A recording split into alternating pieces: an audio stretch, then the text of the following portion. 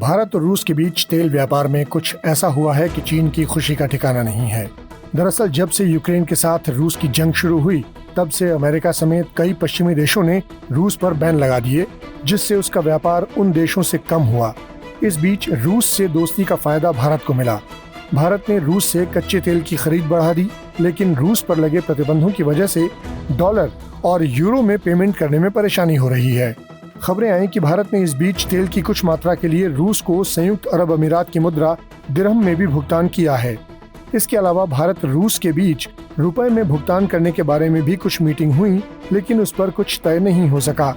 अब खबरें हैं कि कुछ भारतीय रिफाइनर रूस से तेल इंपोर्ट करने के लिए चीन की मुद्रा युआन में पेमेंट कर रहे हैं। कच्चे तेल का सबसे बड़ा भारतीय खरीदार IOC यानी इंडियन ऑयल कॉरपोरेशन है और रॉयटर्स के मुताबिक IOC ने ही रूसी तेल के भुगतान के लिए सबसे पहले युआन का इस्तेमाल किया। जाहिर है, जो चीन आर्थिक रूप से बड़ी शक्ति बनता जा रहा है और अपनी मुद्रा को भी इंटरनेशनल लेवल पर बढ़ाना चाहता है, उसके लिए तो ये खबर खुश करने वाली ही होगी। सूत्रों के मुताबिक भारत की 3 प्राइवेट रिफाइनर कंपनियों में से 1 या 2 कंपनियां रूसी तेल के इंपोर्ट के लिए युआन का ही इस्तेमाल कर रही हैं या करने वाली हैं। सूत्रों के लिए फिलहाल ये बताना मुश्किल है कि भारतीय रिफाइनरों ने चीन की मुद्रा में कितना तेल इंपोर्ट किया।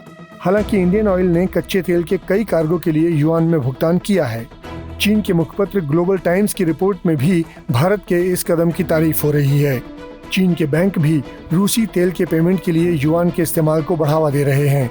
चीन की खुशी की एक वजह ये भी है कि भारत का रूस से कच्चे तेल का इंपोर्ट मई में रिकॉर्ड लेवल पर पहुंच गया। मई 2022 में भारत अपने कुल तेल आयात का 16% रूस से खरीदता था, जो मई 2023 में बढ़कर 40% हो गया है।